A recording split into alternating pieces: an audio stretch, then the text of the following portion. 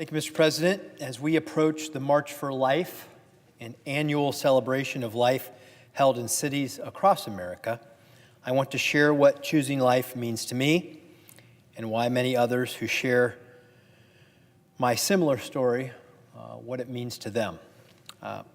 When my birth mother became pregnant with me, she faced an incredibly difficult choice. A choice that I know thousands of women across our nation are facing even as I speak today. Her husband had passed away, and she was already raising 2 young boys. After starting a new relationship, she found herself pregnant with me. Money was tight, she had little support, and soon found herself being pressured to have an abortion. Over the years, I have reflected on just how tough and courageous that decision must have been for her. I've always tried to think about what it would have been like to be in her shoes, how difficult that must have been. But fortunately, she chose life and a path of adoption for me. Just an amazing blessing.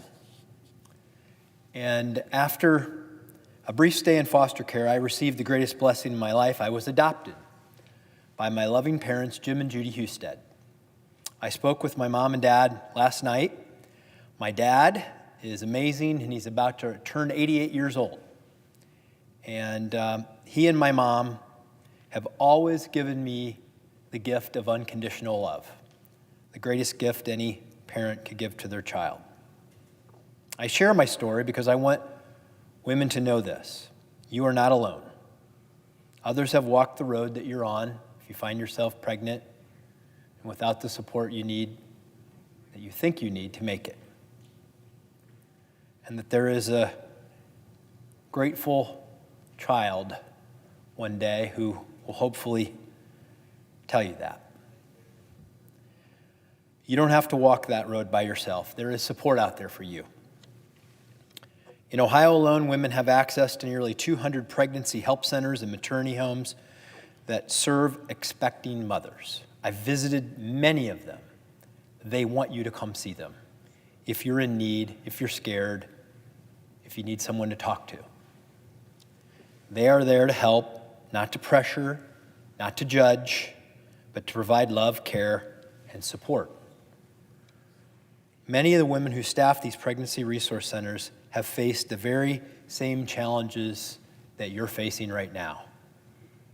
I know that my birth mother somehow found her way to Catholic Social Services and had that support. And I hope that if you're struggling, you feel that aloneness out there, that you know that there are people there who want to help and that you won't feel alone. I know being alone in a tough situation is the worst thing that you can possibly feel. But there are people out there who want to help you. So as we prepare for another March for Life this year, I hope we can remember a few simple truths. First, the March for Life reminds the country that this cause is ever present, that laws may change, but culture only changes when people are willing to stand up publicly and peacefully for the cause of life. Second, unborn children cannot march. They cannot vote. They cannot advocate for themselves. They rely on you to do that. So thank you for continuing to be a voice for them. And third, the pro-life movement is not just about opposing abortion.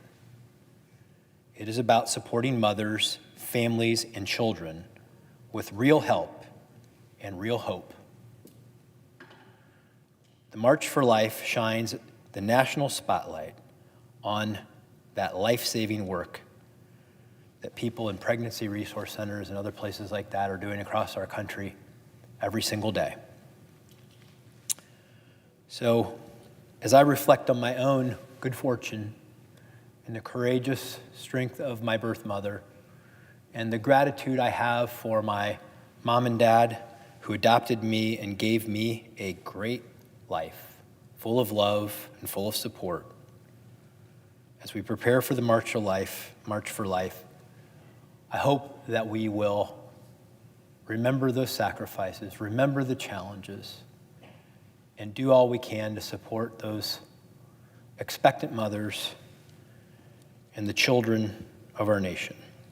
Thank you, Mr. President, for the opportunity to share my story, and may God bless America.